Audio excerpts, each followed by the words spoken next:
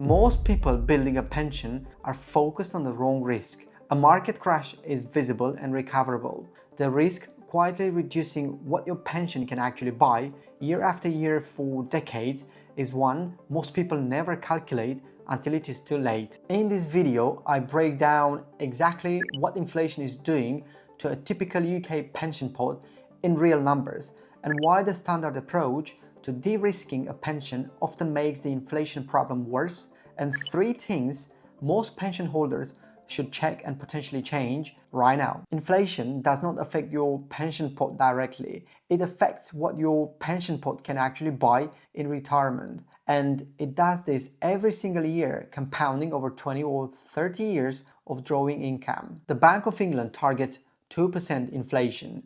At that rate, a pension income of 20,000 a year today has the purchasing power of roughly 13,400 in 20 years.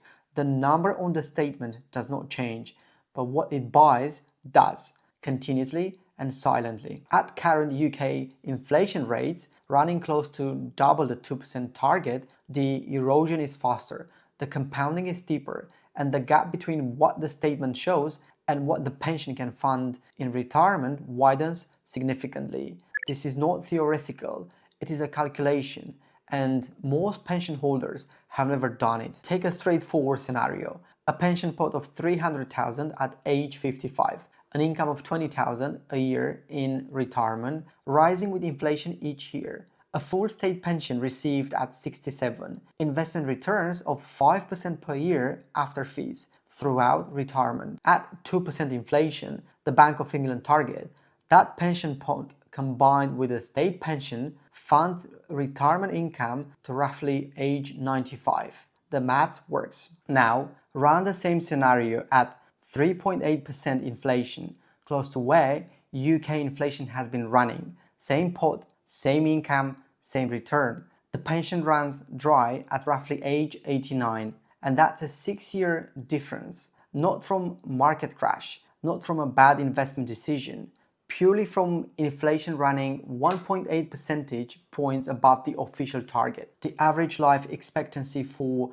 a 55-year-old woman in the UK is 87, with 1 in 4 chance of reaching 95. A pension designed around 2% inflation and running in a 3.8% environment does not just fall short, it falls short at a point in life when there are no good options left. Here is what makes the inflation problem more acute for most pension holders. The standard approach, the approach most default funds follow automatically, moves your allocation toward the assets most vulnerable to inflation, at the point when inflation protection matters most. Most workplace pension default funds operate on a de-risking schedule. As you approach your selected retirement date, the fund automatically shifts away from equities and toward bonds and cash. The intention is to reduce volatility, to protect the pot from a market crash in the final years. The problem is that bonds and cash are the assets that historically struggle most when inflation runs above expectations. Equities, despite short-term volatility, have a long track record of delivering returns that outpace inflation over extended periods. By de-risking away from equities, many pension holders are reducing the asset class that provides the most consistent long-term protection against the risk we have just calculated. Most people do not know this is happening because it happens automatically, because it is the default. The argument for maintaining equity exposure in a pension over long time horizons is not theoretical. The historical data across every rolling 20-year period going back to 1988 shows that global equities consistently delivered returns above inflation. Cash did not. In roughly 1/4 of these periods, cash returned less than inflation. And this is not an argument for holding 100% equities throughout retirement. A 70-year-old drawing income from a pension needs stability and liquidity. Bonds and shorter dated instruments serve that function. But for a pension holder in their 40s or early 50s, potentially 15 to 25 years from when they will draw a significant income, Equity exposure is not a luxury. It is the primary tool for protecting the purchasing power of that pot against the one risk that compounds silently over decades. De-risking away from equities makes sense as you approach the point of drawing income. It doesn't make sense 15 years before that point. There are three specific things worth checking in any workplace or personal pension, regardless of how long you have had it or how much is in it. Check 1.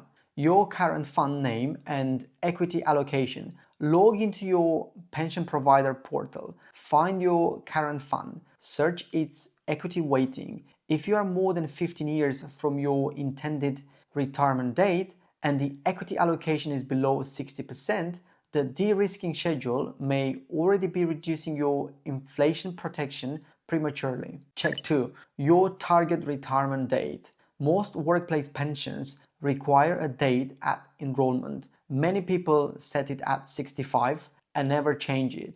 If your plan has changed, the de-risking schedule may be running against the wrong timeline. Check 3. Whether you are in a default fund at all. The majority of workplace pension holders are. That fund was chosen on their behalf. Knowing what it is and whether it fits your time horizon is the most important check most people never make. The risk to your pension is not the one that makes the headlines. A market crash is visible and recoverable. Inflation running above target, compounding over 20 years of retirement is quieter, slower, and in the end far more likely to determine whether your pension lasts as long as you do. The three checks in this video take 10 minutes. Most people with a workplace pension have never done any of them. Have you ever checked what your workplace pension is actually invested in? What did you find? Drop it in the comments.